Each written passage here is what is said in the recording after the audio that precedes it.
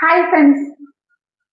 இன்னைக்கு தான் நான் லைஃப்ல முதல் தடவையா இந்த மாதிரி பிரியாணி சமைக்க போறேன். ஏன்னா என் பொண்ணோட பர்த்டே இன்னைக்கு. அவளுக்காக நானே சமைக்கணும் அப்படிங்கிறதுனால நானே பண்ண போறேன். வாங்க எப்படி பண்றேன்னு பார்க்கலாம். First cutting.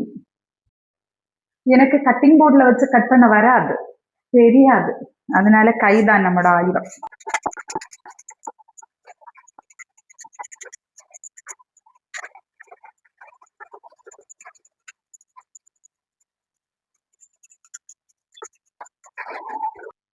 எண்ணெய், ஸ்பைசஸ்,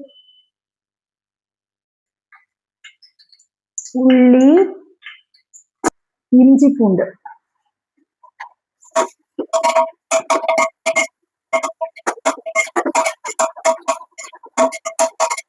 கருவேப்பிலை, மசாலா,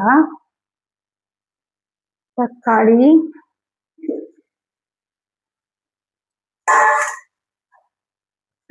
கொஞ்சமா உப்பு,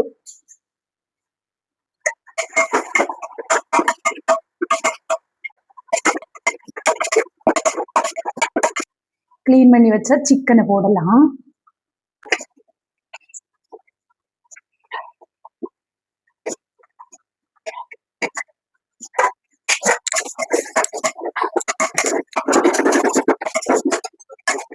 மல்லி இலை, தயிர்,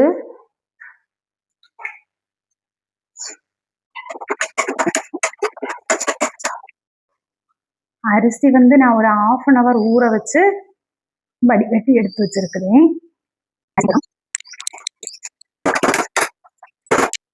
1 கப் அரிசிக்கு 2 கப் தண்ணி வீதம் விட்டலாம்.